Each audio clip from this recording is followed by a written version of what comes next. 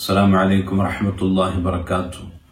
بسم الله الرحمن الرحيم. الحمد لله والصلاة والسلام على أشرف رسول الله. ಪ್ರೀತಿಯ ಸಹೋದರ ಸಹೋದರಿಯರೇ, ಕಳೆದ ಭಾಗದಲ್ಲಿ ಸೂರಾ ಯಾಸೀನ್ ಇದರ 12ನೇ ಆಯತನ ಅರ್ಥ ಹಾಗೂ ವಿವರಣೆಯನ್ನು ನೀವು ಕೇಳಿದ್ದೀರಿ. ಬಿಸ್ಮಿಲ್ಲಾಹಿರ್ ರಹಮಾನಿರ್ ರಹೀಂ. إنا نحن نحيي الموتى ونكتب ما قدموا وآثارهم وكل شيء أحصيناه في إمام مبين. ಇದಾಗಿದೆ 12ನೇ ಆಯತ್. ನಾವು ಮನುಷ್ಯರಿಗೆ ಮರುಜೀವವನ್ನು ಕೊಡುತ್ತೇವೆ ಅವರ ಮರಣದ ಬಳಿಕ. ವನಕ್ತುಬು ಮಾ ಕದ್ದಮು ವ ಆಥಾರಹುಂ, ಅವರು ಮಾಡಿದಂತಹ ಪ್ರತಿಯೊಂದು ಕರ್ಮಗಳನ್ನು ಕೂಡ, ಅವರು ತಮ್ಮ ಬದುಕಿನಲ್ಲಿ ಹಿಂದೆ ಮಾಡಿದಂತಹ ಕರ್ಮಗಳನ್ನು ನಾವು ದಾಖಲಿಸುತ್ತೇವೆ. ವ ಆಥಾರಹುಂ, ಅವರ ಕರ್ಮಗಳು ಮಾತ್ರವಲ್ಲ, ಅವರ ಕರ್ಮಗಳ ಮುಂದುವರೆದ ಫಲವನ್ನು ಕೂಡ ನಾವು ಬರೆಯುತ್ತೇವೆ. ಅಂದರೆ ಜನರು ಒಳಿತಿಗೆ ನೇತೃತ್ವವನ್ನು ಕೊಟ್ಟಿದ್ದರೆ, ಅವರು ಮಾಡಿದಂತಹ ಒಳಿತಿನ ಮೂಲಕ ಇತರ ಜನರು ಕೂಡ ಒಳಿತನ್ನು ಮಾಡಿದ್ದರೆ ಆ ಜನರಿಗೆ ಯಾವ ಪ್ರತಿಫಲ ಲಭಿಸುವುದೋ ಅದೇ ಪ್ರತಿಫಲ ಆರಂಭಿಸಿದಂತಹ ವ್ಯಕ್ತಿಯು ಕೂಡ, ನೇತೃತ್ವವನ್ನು ಕೊಟ್ಟ ಒಳಿತನ್ನು ತೋರಿಸಿದಂತಹ ವ್ಯಕ್ತಿ ಕೂಡ ಲಭಿಸುವುದು. ಅದೇ ಸಂದರ್ಭದಲ್ಲಿ ಕೆಡುಕನ್ನು ತೋರಿಸಿದರೆ, ಒಬ್ಬ ತೋರಿಸಿದಂತಹ ಕೆಡುಕಿನ ಮೂಲಕ ಇನ್ನಿತರರು ಆ ಕೆಡುಕನ್ನು ಮಾಡಿದರೆ ಅವರಿಗೆ ಯಾವ ಶಿಕ್ಷೆ ಲಭಿಸುವುದೋ ಅದೇ ಶಿಕ್ಷೆ ಕೆಡುಕನ್ನು ಮಾಡಿದಂತಹ ವ್ಯಕ್ತಿಯು ಕೂಡ ಲಭಿಸುತ್ತದೆ. ಇದಾಗಿರುತ್ತದೆ ವ ಆಥಾರಹುಂ ಎಂಬ ಪದದ ತಾತ್ಪರ್ಯವೆಂದು ಮಹಾತ್ಮರುಗಳು ನಮಗೆ ವಿವರಿಸಿಕೊಟ್ಟಿದ್ದಾರೆ. ತಫ್ಸೀರ್ ಗ್ರಂಥಗಳಲ್ಲಿ ಕಾಣಬಹುದಾಗಿದೆ. ವಕುಲ್ಲ ಶೈಇನ್ ಅಹ್ಸೈನಾಹು ಫಿ ಇಮಾಮಿನ್ ಮುಬೀನ್, ಪ್ರತಿಯೊಂದನ್ನು ಕೂಡ ನಾವು ಸ್ಪಷ್ಟವಾದ ವ್ಯಕ್ತವಾದ ಗ್ರಂಥದಲ್ಲಿ ದಾಖಲಿಸಿದ್ದೇವೆ, ಕ್ಲಪ್ತ ಮಾಡಿದ್ದೇವೆ ಎಂದು ಪವಿತ್ರವಾದ ಕುರ್ಆನ್ ಹೇಳಿದೆ. ಮಾನ್ಯರೇ, ಕಳೆದ ಎಪಿಸೋಡ್ನಲ್ಲಿ ಒಳಿತಿಗೆ ನೇತೃತ್ವವನ್ನು ಕೊಡುವುದರ ಕುರಿತಾಗಿ ಅಲ್ಪ ವಿವರಣೆಯನ್ನು ನಾನು ಹೇಳಿದ್ದೆ. ನಿಮಗದು ಖಂಡಿತವಾಗಿಯೂ ನೆನಪಿರಬಹುದು. ನಾವು ಯಾವತ್ತೂ ಕೂಡ ಒಳಿತಿನ ವಾಹಕರಾಗಬೇಕು. ನಾವು ಒಳಿತನ್ನು ಇಲ್ಲಿ ಉಂಟು ಮಾಡಬೇಕು. ನಾವು ಮಾಡಿದಂತಹ ಒಳಿತನ್ನು ಅನುಸರಿಸಿ ಇತರರು ಕೂಡ ಮಾಡಬೇಕು. ಇತರರು ಕೂಡ ಒಳಿತಿನ ಹಾದಿಗೆ ಬರಬೇಕು. ಅದಕ್ಕೆ ಖಂಡಿತವಾಗಿಯೂ ನಮಗೆ ಹೇರಳವಾದ ಪುಣ್ಯ ಲಭಿಸುತ್ತದೆ. ಅದೇ ಸಂದರ್ಭದಲ್ಲಿ ನಾವು ಯಾವತ್ತೂ ಕೂಡ ಕೆಡುಕನ್ನು ಮಾಡಬಾರದು. ನಾವು ಸ್ವತಃ ಕೆಡುಕನ್ನು ಮಾಡಬಾರದು. ಜೊತೆಗೆ ಇತರರು ಕೂಡ ನಮ್ಮ ಕಾರಣದಿಂದಾಗಿ ಕೆಡುಕನ್ನು ಮಾಡುವಂತಹ, ಕೆಟ್ಟ ಕಾರ್ಯಗಳನ್ನು ಮಾಡುವಂತಹ ಸಂದರ್ಭ ಯಾವತ್ತೂ ಕೂಡ ಬರಬಾರದು. ಕಾರಣ ಅವರ ಪಾಪಗಳನ್ನು ಕೂಡ ನಾವು ಹೊರಬೇಕಾದ ದುರ್ಗತಿ ಬಂದ್ಬಿಡಬಹುದು. ಅಲ್ಲಾಹನು ಕಾಪಾಡಲಿ ಯಾ ರಬ್ಬಲ್ ಆಲಮೀನ್. ಕೆಲವೊಂದು ಉದಾಹರಣೆಗಳನ್ನು ನಿಮ್ಮೊಂದಿಗೆ ನಾನು ಹಂಚಿಕೊಳ್ಳಲು ಬಯಸುತ್ತಾ ಇದ್ದೇನೆ. ನಮ್ಮ ಕಾರಣದಿಂದಾಗಿ ಒಂದು ಕೆಡುಕುಂಟಾಗುವುದು ಎಂದು ಹೇಳುವಾಗ, ಅದರ ವ್ಯಾಪ್ತಿಯಲ್ಲಿ ಬರುವಂತಹ ಕೆಲವೊಂದು ಉದಾಹರಣೆಗಳನ್ನು ಹೇಳುವಾಗ ನಿಮಗೆ ಇತರ ವಿಷಯಗಳನ್ನು ಗ್ರಹಿಸಬಹುದು. ಒಂದು ಊರು, ಆ ಊರಿನಲ್ಲಿ ಯುವಕರು ತಮ್ಮ ಪಾಡಿಗೆ ಇದ್ದರು. ಅವರು ಬೇಗನೆ ರಾತ್ರಿಯಾದರೆ ಮನೆಗೆ ಮರಳುತ್ತಾ ಇದ್ದರು. ಆದರೆ ಒಬ್ಬ ಯುವಕ ಆ ಊರಿನಲ್ಲೊಂದು ಯುವಕರನ್ನು ಸೇರಿಸಿ ಕ್ಲಬ್ ಅನ್ನು ಮಾಡುತ್ತಾನೆ. ಅದಕ್ಕೆ ಬೇಕಾದ ಒಂದು ವಿಶೇಷ ಕಟ್ಟಡವನ್ನು ಖರೀದಿ ಮಾಡುತ್ತಾನೆ ಅಥವಾ ಬಾಡಿಗೆಗೆ ತೆಗೆದುಕೊಳ್ಳುತ್ತಾನೆ. ನಂತರ ಯುವಕರನ್ನು ಅದರತ್ತ ಆಹ್ವಾನಿಸಿ, ಕರೆಸಿ, ಅಲ್ಲಿ ಕೂರಿಸಿ, ಬಳಿಕ ಯುವಕರು ತಮ್ಮ ಅಮೂಲ್ಯವಾದ ಸಮಯವನ್ನು ವ್ಯರ್ಥ ಮಾಡಲು, ಪೋಲು ಮಾಡಲು ಆರಂಭಿಸುತ್ತಾರೆ. ಅಲ್ಲಿ ವಿನೋದ ಆಟಗಳಲ್ಲಿ ತಲ್ಲೀನರಾಗಿ ನಮಾಜನ್ನು ಕೂಡ ಮಾಡದೆ, ಮನೆಗೆ ಬೇಗನೆ ಮರಳದೆ, ಊರಿಗೆ ಒಂಥರ ಮಾರಿಯಾಗಿ ಮಾರ್ಪಡುವಂತಹ ಸನ್ನಿವೇಶಗಳು ಅಲ್ಲಿ ಉಂಟಾಗಿಬಿಡುತ್ತದೆ. ಈ ರೀತಿ ಉಂಟಾಗುವುದಾದರೆ ಆ ಯುವಕರು ಒಬ್ಬ ವ್ಯಕ್ತಿಯ ಕಾರಣದಿಂದ ಪರಿವರ್ತನೆಗೊಳ್ಳುವುದಾದರೆ ಆ ವ್ಯಕ್ತಿಗೂ ಕೂಡ ಇವರು ಎಸಗುವಂತಹ ಪ್ರತಿಯೊಂದು ಪಾಪಗಳ ಅದೇ ಫಲ ಲಭಿಸುತ್ತದೆ ಎಂದಾಗಿದೆ ಪವಿತ್ರವಾದ ಕುರ್ಆನ್ ನಮ್ಮೊಂದಿಗೆ ಹೇಳುತ್ತಾ ಇರುವುದು. ನಮ್ಮ ಊರುಗಳಲ್ಲಿ ಅದೆಷ್ಟೋ ಕ್ಲಬ್ಗಳುಂಟು. ಎಲ್ಲಾ ಕ್ಲಬ್ಗಳನ್ನು ನಾನು ವಿಮರ್ಶಿಸುತ್ತಾ ಇಲ್ಲ. ಕೆಲವೊಂದು ಕ್ಲಬ್ನವರು, ತಂಡದವರು ಸಮಾಜಕ್ಕೆ ಬೇಕಾದ ಹಲವು ಕೊಡುಗೆಗಳನ್ನು ನೀಡುತ್ತಲೇ ಬಂದಿದ್ದಾರೆ. ಅವರು ತಮ್ಮ ಕ್ಲಬ್ಗಳಲ್ಲಿ ಅನಾಚಾರ, ಅನಗತ್ಯವಾದ ವಿಚಾರಗಳಿಗೆ ಅವಕಾಶ ಕೊಡುವುದಿಲ್ಲ. ಅದೇ ಸಂದರ್ಭದಲ್ಲಿ ಕೆಲವು ಕ್ಲಬ್ಗಳು ಅದು ಕೇವಲ ಮೋಜಿಗೆ ಬೇಕಾಗಿ, ಜೂಜಿಗೆ ಬೇಕಾಗಿ, ಆಟಕ್ಕೆ ಬೇಕಾಗಿ, ವಿನೋದಕ್ಕೆ ಬೇಕಾಗಿ ಮಾತ್ರ ಸೀಮಿತಗೊಂಡಂತಹ ಕ್ಲಬ್ಗಳು. ಅದರಲ್ಲಿ ಯುವಕರು ತಮ್ಮ ಸಮಯವನ್ನು ವ್ಯರ್ಥ ಮಾಡಿಕೊಳ್ಳುತ್ತಾರೆ. ರಾತ್ರಿ ಕೂಡ ಅವರು ಬೇಗನೆ ಮನೆಗೆ ಮರಳುವುದಿಲ್ಲ. ಅವರು ತಮ್ಮದೇ ಲೋಕದಲ್ಲಿ ವಿಹರಿಸುತ್ತಾ ಇರುತ್ತಾರೆ. ಇದನ್ನು ಯಾರು ಉಂಟು ಮಾಡಿದ್ದೋ ಖಂಡಿತವಾಗಿಯೂ ಅವನಿಗೆ ಇದರ ದುಷ್ಫಲ ಲಭಿಸುತ್ತದೆ, ಶಿಕ್ಷೆ ಲಭಿಸುತ್ತದೆ ಎಂಬುದರಲ್ಲಿ ಯಾವುದೇ ಅನುಮಾನವಿಲ್ಲ. ಒಂದು ಊರಿನಲ್ಲಿ ಒಬ್ಬಾತ ಗಾನಮೇಳವನ್ನು ಅಥವಾ ಸಂಗೀತ ರಸಮಂಜರಿಯನ್ನು ಆರಂಭಿಸುತ್ತಾನೆ. ಆ ಊರಿನಲ್ಲಿ ಹಿಂದೆ ಇರಲಿಲ್ಲ. ಅದನ್ನು ಕಂಡು ಇತರರು ಕೂಡ ಮಾಡುತ್ತಾನೆ. ಆರಂಭಿಸಿದಂತಹ ವ್ಯಕ್ತಿಗೆ ಇದರ ದುಷ್ಫಲ ಖಂಡಿತವಾಗಿಯೂ ಲಭಿಸುತ್ತದೆ. ಒಬ್ಬ ವ್ಯಕ್ತಿ ಊರಿನಲ್ಲಿ ಒಂದು ಹೊಸ ವ್ಯವಹಾರವನ್ನು ಆರಂಭಿಸುತ್ತಾನೆ. ಇಂದು ಹಲವು ರೀತಿಯ ವ್ಯವಹಾರಗಳು ತಲೆ ಎತ್ತಿ ನಿಂತಹ ಕಾಲ. ಹಲವು ಸ್ಕೀಮ್ಗಳ ಕುರಿತಾಗಿ ನಮ್ಮ ಉಲಮಾಗಳು, ವಿದ್ವಾಂಸರು ಫತ್ವವನ್ನು ಕೊಟ್ಟಿದ್ದಾರೆ. ಅದಕ್ಕೆ ನೀವು ಹೋಗಬಾರದು, ಅದು ಹರಾಮಾಗಿದೆ, ನಿಷಿದ್ಧವಾಗಿದೆ. ಇಸ್ಲಾಮಿನ ವ್ಯವಹಾರದ ಷರತ್ತುಗಳನ್ನು, ನಿಬಂಧನೆಗಳನ್ನು ಪಾಲಿಸದಂತಹ ವ್ಯವಹಾರಗಳು, ಆದ್ದರಿಂದ ನೀವು ಅದರಿಂದ ದೂರ ನಿಲ್ಲಬೇಕು ಎಂದು ಉಲಮಾಗಳು ಫತ್ವಾ ಕೊಟ್ಟಂತಹ ಹಲವಾರು ಸ್ಕೀಮ್ಗಳುಂಟು. ಆ ಸ್ಕೀಮ್ಗಳನ್ನು ಒಂದು ಊರಿನಲ್ಲಿ ಯಾರು ಆರಂಭಿಸುತ್ತಾರೋ ಆ ವ್ಯಕ್ತಿಯ ಮೂಲಕ ಇತರರು ಅದಕ್ಕೆ ಸೇರ್ಪಡೆಗೊಂಡು ಅಥವಾ ಇತರರು ಅದನ್ನು ಮಾದರಿಯನ್ನಾಗಿ ಮಾಡಿ ಬೇರೆ ಉಂಟು ಮಾಡಿ ಯಾರೆಲ್ಲ ಈ ರೀತಿಯ ಹರಾಮಾದ ವ್ಯವಹಾರವನ್ನು ಆರಂಭಿಸುತ್ತಾರೋ, ಮುಂದುವರಿಸುತ್ತಾರೋ ಅವರಿಗೆ ಲಭಿಸುವಂತಹ ಪಾಪ, ಆ ಪಾಪವನ್ನು ಆರಂಭಿಸಿದಂತಹ ವ್ಯಕ್ತಿ ಅದನ್ನು ಹೊರಬೇಕಾಗಿ ಬರುತ್ತದೆ ಎಂಬುದನ್ನು ನಾವು ಯಾವತ್ತೂ ಕೂಡ ಮರೆಯಬಾರದು.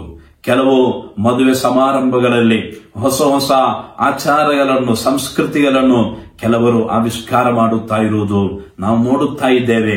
ಹಿಂದೆ ಇಲ್ಲದಂತಹ ಹೊಸ ಹೊಸ ಆಚಾರಗಳು. ಮೊನ್ನೆ ಒಂದು ಬರಹದಲ್ಲಿ ಓದಿದ್ದೆ, ಹೊಸ ಒಂದು ಅರೇಬಿಯನ್ ನೈಟ್ಸ್ ಎಂಬಂತಹ ಒಂದು ಆಚಾರ ಇಲ್ಲಿ ಶುರುವಾಗಿದೆ. ಬಹುಶಃ ಅರಬಿಗಳಿಗೆ ಅಂತಹ ಒಂದು ಆಚಾರ ಕೆಲವೊಮ್ಮೆ ಪರಿಚಯ ಇರಲಿಕ್ಕಿರಲಿಲ್ಲ. ಅವರ ವೇಷವನ್ನು ಹಾಕಿ ಅವರ ಹೆಸರನ್ನು ಹೇಳಿ ಒಂದು ಹೊಸತನವನ್ನು ಆರಂಭಿಸುವುದು, ಅದರಲ್ಲಿ ಹಲವು ರೀತಿಯ ಇಸ್ಲಾಂ ವಿರೋಧಿಸಿದಂತಹ ಕಾರ್ಯಗಳನ್ನು ಸೇರಿಸುವುದು ಈ ರೀತಿ ಕಂಡು ಬರುತ್ತಾ ಇದೆ. ಅದೇ ರೀತಿ ಮದುಮಗನು ತನ್ನ ವಧುವನ್ನು ಪ್ರಥಮವಾಗಿ ಭೇಟಿ ಮಾಡುವಂತಹ, ಮೀಟ್ ಮಾಡುವಂತಹ ಒಂದು ಸಂದರ್ಭ ಸಾಮಾನ್ಯವಾಗಿ ಪ್ರತಿಯೊಂದು ಮದುವೆ ಮಂಟಪಗಳಲ್ಲಿ ನಡೆಯುತ್ತದೆ. ನಮ್ಮ ಊರಿನಲ್ಲಿ ಬೀಟು ಕೂಡುವುದು ಎಂದಾಗಿದೆ, ಅದರ ಕುರಿತಾಗಿ ಹೇಳುವುದು. ಇದು ಮಬ್ರೂಕಾದಂತಹ ಒಂದು ಸಂಗಮವಾಗಿದೆ. ಪ್ರಥಮವಾಗಿ ಅನುವದನೀಯವಾದ ಬಳಿಕ ಹೆಣ್ಣನ್ನು ನೋಡಲು ಈ ಗಂಡ ಅಥವಾ ವರ ಬರುವಂತಹ ವೇಳೆ ಆ ಸಂದರ್ಭದಲ್ಲಿ ಹಲವು ಅನಾಚಾರಗಳು ನಮ್ಮ ಆಸುಪಾಸಿನಲ್ಲಿ, ಪರಿಸರ ಪ್ರದೇಶಗಳಲ್ಲಿ ಕಂಡು ಬರುತ್ತಾ ಇದೆ. ಆ ಮದುಮಗನೊಂದಿಗೆ ಆತನ ಗೆಳೆಯರು ಎಲ್ಲರೂ ಕೂಡ ಮೇಲ್ಗಡೆ ಹೊರಡುವುದು, ಮಹಿಳೆಯರಿರುವಂತಹ ಪ್ರದೇಶದಲ್ಲಿ ಅವರು ಕೂಡ ಸೇರುವುದು, ಗಂಡು ಹೆಣ್ಣು ಎಂಬ ವ್ಯತ್ಯಾಸವಿಲ್ಲದೆ ಮಿಲನವಾಗುವುದು.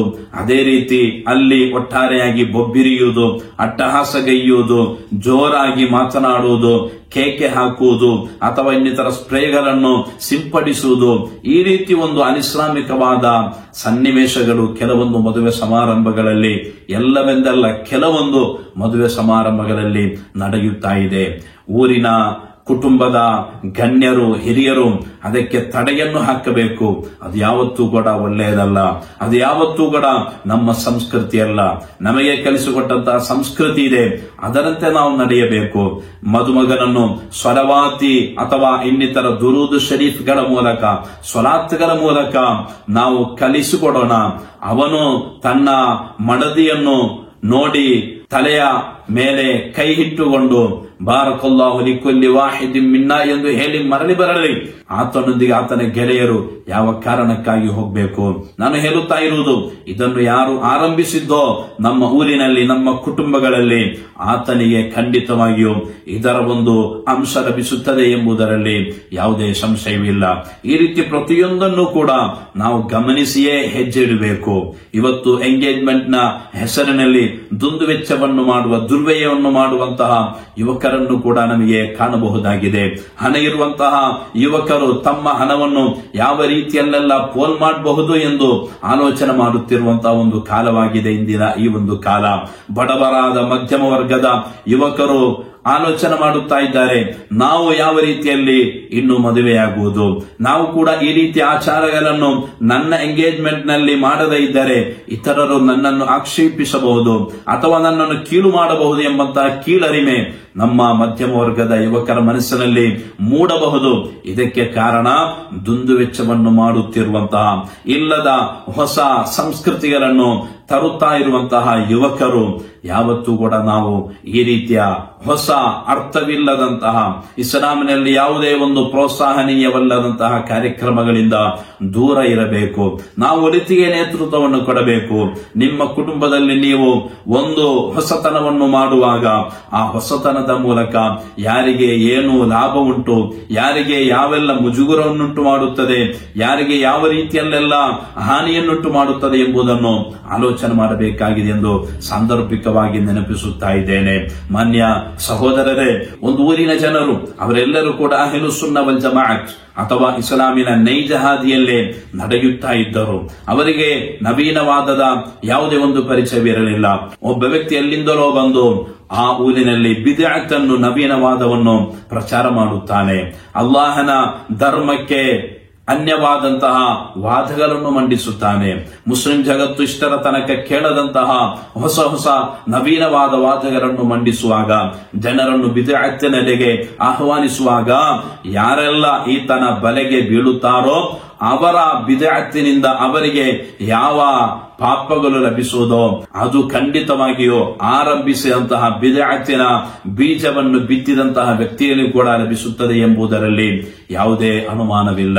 ನಾವು ಬಿದ್ಅತ್ತಿನಿಂದ ಯಾವತ್ತೂ ಕೂಡ ದೂರ ನಿಲ್ಲಬೇಕು. ಅದು ಡೇಂಜರ್ ಆಗಿದೆ. ಅದು ನಮ್ಮ ದುನ್ಯಾ ಮತ್ತು ಆಖರತ್ತಿಗೂ ಕೂಡ ಡೇಂಜರ್ ಆಗಿದೆ. ನಮಗೆ ಒಂದು ದಾರಿ ಇದೆ, ಇಸ್ಲಾಂ ನಮಗೆ ಕಲಿಸಿಕೊಟ್ಟಿದೆ. ಪವಿತ್ರವಾದ ಕುರ್ಆನ್ ಹೇಳಿದ, ಹದೀಸ್ ಕಲಿಸಿದ, ಇಜ್ಮಾ ಕಲಿಸಿದ, ಮುಸ್ಲಿಂ ವಿದ್ವಾಂಸರು ಕಲಿಸಿದ, ಉಲಮಾ ಅಯಿಮ್ಮತೆ ಕಿರಾಮ್ಗಳು ಕಲಿಸಿದಂತಹ ಸುಂದರವಾದ ಹಾದಿ ಇದೆ. ಆ ಹಾದಿಯಲ್ಲೇ ನಾವು ಯಾವತ್ತೂ ಕೂಡ ಭದ್ರವಾಗಿ ನಿಂತುಕೊಳ್ಳಬೇಕು. ಈ ಹಾದಿಗೆ ವಿರುದ್ಧವಾದ ಯಾವುದೇ ಒಂದು ಮಾರ್ಗಕ್ಕೂ ಕೂಡ ನಾವು ಸೇರಬಾರದು. ಅಂತಹವರಿಂದ ದೂರ ನಿಲ್ಲಬೇಕು. ಈ ಒಂದು ವಿಚಾರವನ್ನು ಹೇಳುವಾಗ ಸಾಮಾನ್ಯವಾಗಿ ಯುವಕರು ಕೇಳುವಂತಹ ಒಂದು ಪ್ರಶ್ನೆ ಇದೆ. ನಮ್ಮೂರಿನಲ್ಲಿ ಕಾರ್ಯಾಚರಣೆ ಮಾಡುತ್ತಿರುವಂತಹ ತಬ್ಲೀಗ್ ಜಮಾಅತ್ ಎಂಬಂತಹ ಒಂದು ಸಂಘಟನೆ, ಅವರ ನಮಾಜ್ಗೆ ಆಹ್ವಾನವನ್ನು ಮಾಡುತ್ತಾರೆ. ಅವರು ಉತ್ತಮವಾದ ಕಾರ್ಯಗಳನ್ನೇ ಮಾಡುತ್ತಾ ಇರುವುದನ್ನು ನಾವು ನೋಡುತ್ತಾ ಇದ್ದೇವೆ. ಆದ್ದರಿಂದ ಅವರಲ್ಲಿ ಯಾವ ತಪ್ಪಿದೆ, ಅವರನ್ನು ಏಕೆ ವಿಮರ್ಶಿಸಬೇಕು ಎಂದೆಲ್ಲ ಪ್ರಶ್ನೆ ಮಾಡುತ್ತಾರೆ. ಸಲಫಿಸಂ ಅಥವಾ ಜಮಾಅತ್ ಇಸ್ಲಾಂ ಮುಂತಾದವರು ಬಹಿರಂಗವಾಗಿಯೇ ಅಹ್ಲು ಸುನ್ನ ವಲ್ ಜಮಾಅತ್ನ